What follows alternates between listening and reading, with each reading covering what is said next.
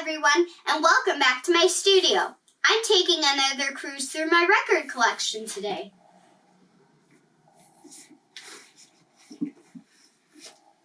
Oh, look at what I found. It's a classic story called The $6 Million Man Birthed the Bionic Man. Just in case you don't know, it was a popular TV show from the 70s. Let's take a listen together.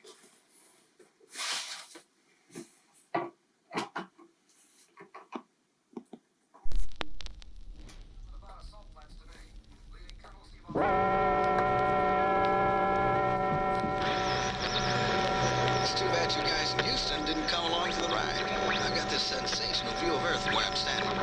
And as I look at the next bridge, I'm wondering if I could hit a golf ball over it in this gravity. Anybody want to give me odds? That was an excerpt from astronaut Steve Austin's famous transmission to Earth during his historic walk on the moon several years ago. It was the voice of a courageous explorer, a man dedicated to the pursuit of man's knowledge and the expansion of his horizons. And it was for those very reasons that Steve Austin was piloting the experimental aircraft that exploded so devastatingly on the Nevada salt flats today, leaving Colonel Steve Austin a broken shell of a man, so badly injured his doctors say he won't be alive in the morning.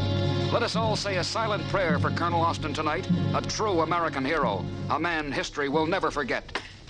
You know, there's a very strong chance Austin won't be alive in the morning, Oscar. It's your job to make those other doctors liars, Rudy. We're in a top-security government medical center, where high-ranking Oscar Goldman and top scientist Rudy Wells have been listening to one of the many broadcasts devoted to Steve Austin's tragedy. Is your team all set to go? They're scrubbing now. The plastics are already in the operating room, along with the microcircuitry and the other hardware. Oscar, we've had the technology to do this for some time now. Every scientific variable has been computed and taken into account, except for one thing. The human factor. Right. We still don't know the extent of the psychological effects this operation will have on a human being, assuming the patient even survives. But if he does, Rudy, we'll be witnessing one of the scientific achievements of the century, the birth of the world's first bionic man. For 14 hours, Rudy Wells and his team of highly trained specialists painstakingly labor over the battered and broken body of Colonel Steve Austin, implementing scientific principles and technological procedures never before tested on a human being. And overseeing each and every phase of the incredibly intricate operation is a vigilant Oscar Goldman, silently spectating from the observation room.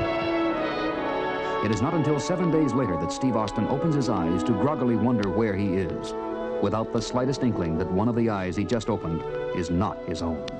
Am I dreaming, or is everyone in heaven as beautiful as you? You're not dreaming and you're not in heaven, Colonel, but thanks for the compliment. Now, take your medication.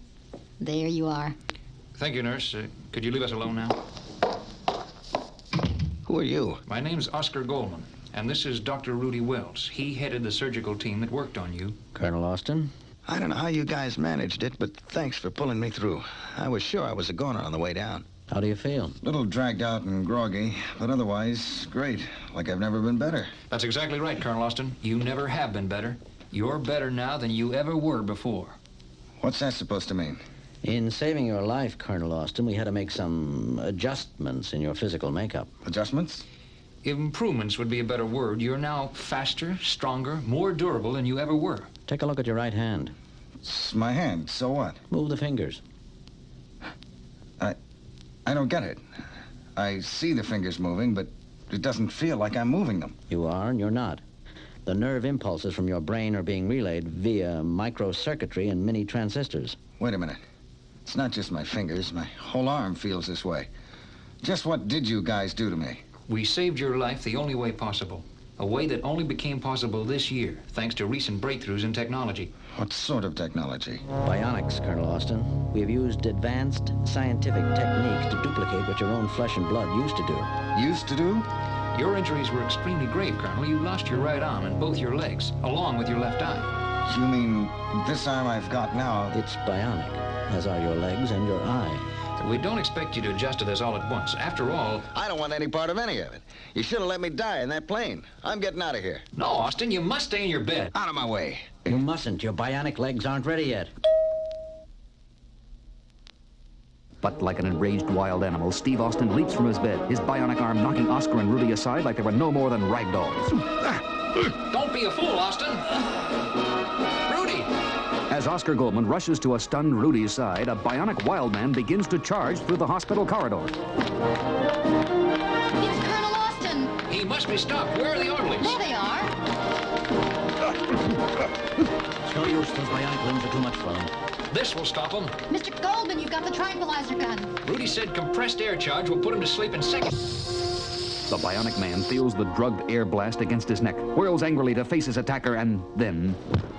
I didn't think we'd ever stop him. You dosed him just in time, Mr. Goldman. If you ask me, all the government's got so far for their $6 million is an uncontrollable wild man. As you can see, I'm inspired by this story, so I put on my tracksuit and I'm ready for a speed run.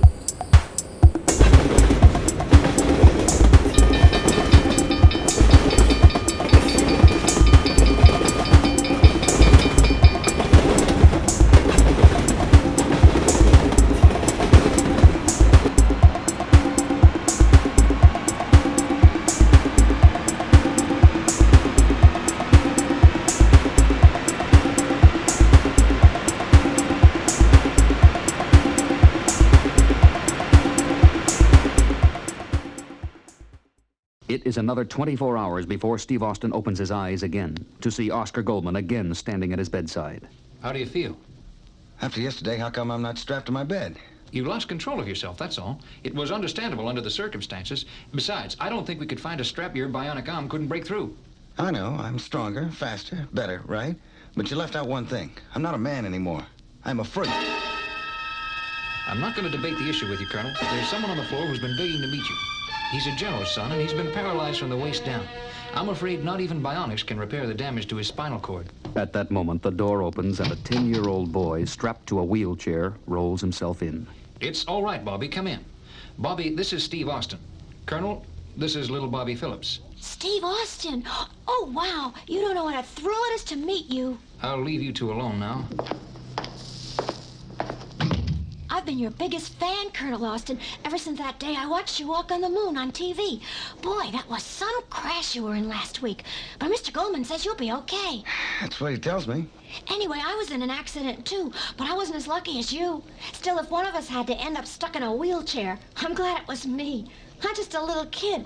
I'm not nearly as important as an astronaut. You really believe that, don't you? Well, I've got to be going now. I'll be back later to get your autograph if that's okay. The crippled youngster wheels himself out, leaving an ashamed Steve Austin alone with his thoughts and his self-pity. The next morning, as Oscar and Rudy walk along the corridor of the hospital's top-secret bionic wing... So the kid did get to see him yesterday. Yes, but we still don't know what effect, if any, that sound. What is it? It seems to be coming from the therapy room. It sounds like a treadmill. And as they fling open the door to the well-equipped therapeutic gym... It's Austin. I see. Look at the speedometer. He's running over 60 miles per hour and still accelerating. Incredible. The bionic legs are functioning perfectly. Rudy, I think Colonel Austin just may have decided being bionic might be worth a try after all. And several days later, a pleased Oscar Goldman records an impressive progress report into his personal diary. And it turned out that the session with the little boy snapped Austin out of his self-pity and back to his senses. We immediately began running tests on him and found to our amazement his bionic strength was powerful enough to lift entire cars. His bionic legs were mighty enough to enable him to jump a full 30 feet in the air. His bionic eye was telescopic enough to read the lettering on a postage stamp from 100 yards away. Everyone on the project agrees. Our $6 million man was worth every penny he cost. But I can't help wondering what Steve Austin would say if he ever found out that Bobby Phillips could walk as well as any other boy. Because he was an actor I hired to play on Steve Austin's sympathy and common sense. It was a dirty trick, I admit, but sometimes in a crisis... End of tape for now. Signing off. Come in. Come in, Steve. You should be very proud of yourself. Your test performances have far exceeded our expectations. That's just what I wanted to talk about, Oscar. Oh? I wasn't an astronaut and a test pilot for nothing. I've been around long enough to know the government doesn't invest $6 million into a man without expecting something in return. I can't fault your logic, Colonel. I didn't think you would. I owe you a few, don't I? Let's just say there'll be occasional jobs we'd like you to do for us. In fact, I could brief you on your first assignment right now. What do you say, pal? Steve Austin, reporting for duty. Pal.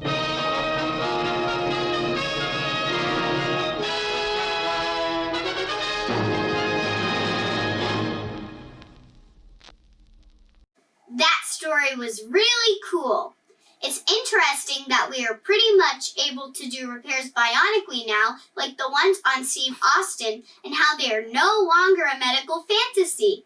Now, let's go out and take care of our heart with another run.